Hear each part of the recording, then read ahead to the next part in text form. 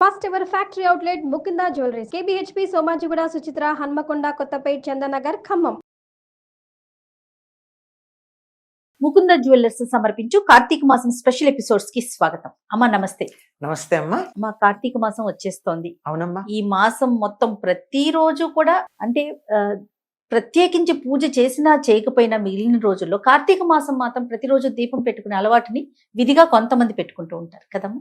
ఈ మాసం యొక్క విశిష్టత. కార్తీక మాసం హరిహరులు ఇద్దరికి ప్రీతిపాత్రమైంది. అంటే విష్ణువుకి శివుడికి.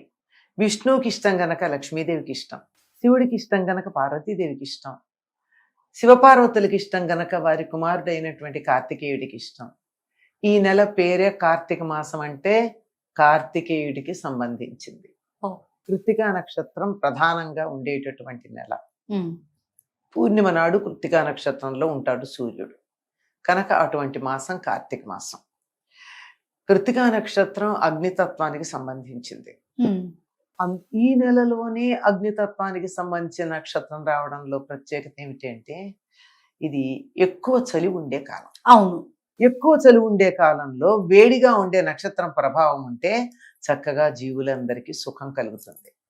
కనుక కార్తికేయుడిని ఆరాధించి కృత్తికా నక్షత్రాన్ని దర్శించుకున్న రోజు తత్సంబంధంగా దానికి సంకేతంగా దీపం పెట్టుకోవడం చాలా ప్రధానమైనటువంటి అంశం.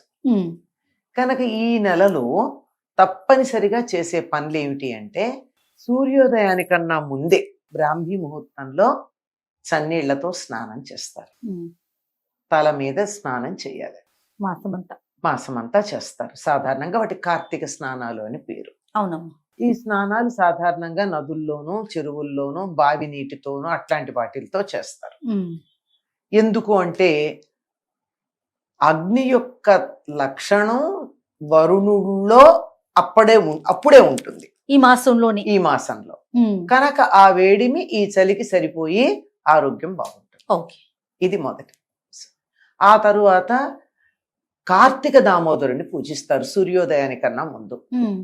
తులసి దగ్గర దీపం పెట్టి తులసిని కార్తీక దామోదరుణ్ణి పూజిస్తారు. సూర్యోదయం అయిన తర్వాత చేసే పూజలన్నీ శివుడికి చెందుతాయి. ఓహో, సూర్యోదయానికి ముందు విష్ణుమూర్తికి కార్తీక దామోదరుడు అన్న పేరుతో ఉంటాడు. పైగా స్నానం చేసేటప్పుడు కూడా నాకు స్నానం చేయడానికి అనుమతి ఇవ్వమని విష్ణువునే ప్రార్థించి స్నానం చేస్తారు. ఆ తర్వాత చేసేటటువంటిది శివుడికి. అందుకని ఆ తర్వాత మనం ఇంట్లో మామూలుగా దీపం పెట్టుకుంటాం. చాలా మంది శివుడికి అభిషేకాలు చేస్తారు. అది ఏకవారం కావచ్చు. అంటే ఏకవారం అంటే ఒక్కసారి మహన్యాసం. ఏకవారం అంటే ఒక్కసారి మహన్యాసం చేసుకుని అందులోనూ నమ్మకంతో చేయడం. లేదు కొంతమంది 11 సార్లు చేస్తారు. ఏకాదశులు పుణ్యమ మొదలైనటువంటి సందర్భాలు అఖండంగా కూడా చేస్తారు. ఏదేమైనా శివుడికి అభిషేకం చేయడం అన్నది ప్రధానంగా ఉంటుంది. మళ్ళీ సాయంత్రం దీపం పెట్టుకుని తులసి దగ్గర కూడా దీపం పెట్టి అప్పుడు కృత్తికా నక్షత్రాలకు నమస్కారం చేసుకుంటాం. ఉదయము తులసి దగ్గర దీపం పెట్టి కృత్తికా నక్షత్రాలకు నమస్కారం చేయాలి. కృత్తికలు 6 నక్షత్రాల సముదాయం కృత్తికా నక్షత్రం. సప్తఋషుల భార్యల్లో అరుంధతి తప్ప మిగిలిన 6 వాళ్ళు. అలా నమస్కారం చేసుకుంటాం. ఇది కార్తీక మాసంలో తప్పనిసరిగా అందరూ చేసేటటువంటిది. దీంతో పాటుగా పాటించే మరొక అంశం ఏముందంటే ఉపవాసం. ఖచ్చితంగా ఉపవాసాన్ని నియమాన్ని మనం పాటిస్తాం. ఆ ఉపవాసం ఒక్కొక్కళ్ళు ఒక్కొక్క రకంగా చేస్తారు. అందరూ ఒకే రకంగా చేయరు కదా. ఉదయం అంతా ఉండి సాయంత్రం కొంతమంది ఏమో నక్తం అని అంటారు.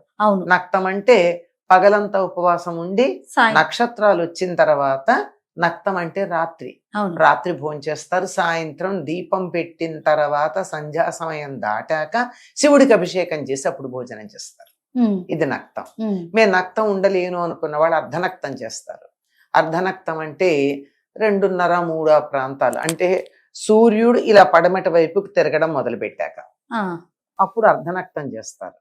కొంతమంది మేము పగలు ఉద్యోగాలకు వెళ్ళాలి, పనులు చేసుకోవాలి, మాటకి కుదరదు అనుకున్న వాళ్ళు పగలు భోజనం చేసి రాత్రి మానేస్తారు.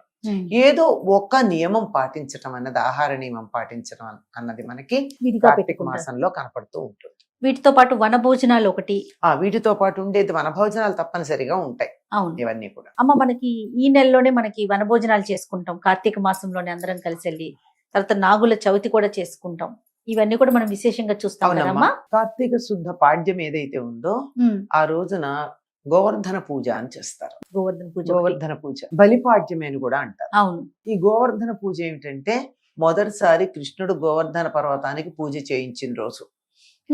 ఆ రోజే అందరినీ పిలిచి ఎవరిళ్లల్లో వాళ్ళు వంటలు చేసుకొచ్చి గోవర్ధన పర్వతానికి పూజ చేసి అందరూ తెచ్చిందంతా కలిపి ఆ చెట్ల దగ్గర ఆ కొండ దగ్గర తినమన్నారు. దానికి సంకేతంగా అనిపిస్తుంది కార్తీక మాసంలో అందరూ కూడా వనభోజనాలు చేయడం అన్నది. అవును. ఇలా కూడా ఎలా ఉంటుందంటే అందరూ కలిసి భోజనం చేయడం ఉంటుంది. ఇది అంటే సమాజంలో ఉండేటటువంటి అసమానతలు మర్చిపోయి అందరం మనం అంతా సమానమే అని చెప్పడానికి అందరూ కలిసి తినడం. ఇది గోవర్ధన పూజ. ఆ తర్వాత ఉన్నటువంటిది మరుసటి రోజుని భ్రాతృద్వితీయ అంటారు. ఇది పాడ్యం అయితే ద్వితీయ. అంటే మనకి రెండు కూడా లేవమ్మా. భ్రాతృద్వితీయ గాని భగినీ హస్త భోజనం గాని మనం చాలా కాలంగా అలవాట్లో లేదు తెలుగు వాళ్ళకి. కానీ ఇప్పుడు ఉత్తర దేశంతో మనకి బాగా సంబంధ బాంధవ్యాలు వచ్చిన తర్వాత వాళ్ళు చేస్తున్నారు కనుక చేస్తున్నాం. అంటే అన్నదమ్ముల్ని ఆదరించేటటువంటి రోజు భ్రాతృద్వితీయ. ఆ తరువాత రోజు తృతీయేమో భగినీ హస్త భోజనం. అంటే అక్క చెల్లెళ్ళకి వెళ్ళి అన్నదమ్ములు భోజనం చేయడం. ఆ తరువాత రోజు నాగుల చవితి, సర్పాలని ఆరాధించేటటువంటి రోజు. ఇవి కాక సోమవారాలన్నీ కూడా శివుడికి ప్రీతిపాత్రమైన అభిషేకాలు చేస్తాం. పూర్ణిమ నాడేమో తప్పనిసరిగా ప్రత్యేకించి కార్తీక పూర్ణిమ ప్రత్యేకమైనటువంటి విశేషాలు ఉంటాయి. అవును. ఏకాదశులు చెప్పనక్కర్లేదు. ఈ కార్తీక మాసంలో ఓన్లీ సోమవారం 4 గాని 5 గాని ఎన్ని సోమవారాలు వస్తే అన్ని సోమవారాలు కూడా కార్తీక మాసంలో ఉపవాసాలు ఉండేవాళ్ళు చాలా మంది ఉంటారు. 2 ఏకాదశులు ఉన్నాయి. ఆ తర్వాత పూర్ణిమ ఉంది. ఇవి కాక గోపాష్టమి అని చెప్పి తరువాత వస్తుంది ఒక అష్టమి. ఆ రోజున మళ్ళీ గోవుల్ని ఎలా అంటే ఇంటి యజమానే గోవులకి సేవ చేయాలి. ఆ రోజు అలాంటి కార్యక్రమం పూర్వకాలంలో జరిపేవారు. సో ఈ విధంగా కార్తీక మాసంలో ఇంచుమించుగా ప్రతిరోజు మనకు ఏదో ఒక విశేషం ఉంది. ఏదో ఒక విశేషం. చాలా పరమ పవిత్రమైన మాసం. చాలా పరమ పవిత్రమైనటువంటిది. ఇప్పుడు ఏది చేసినా చాలా ఇదిగా ఉంటుంది. తైలే లక్ష్మి జలే గంగా ఉంటామని వాగ్దానం చేశారు. లక్ష్మీదేవి ఏమో నువ్వుల నూనెలో ఉంటానని. తైలం అంటే నువ్వుల నూనె, అందుకే నువ్వుల నూనె దీపాలు పెడతారు. అవును. గంగ ఏమో నీళ్లలో ఎక్కడ ఇన్ని నీళ్లు ఉంటే అక్కడ ఉంటానంది. కనుక స్నానాలు దీపాలు చాలా ప్రధానమైనవి. తప్పకుండా. నమస్తే. నమస్తే.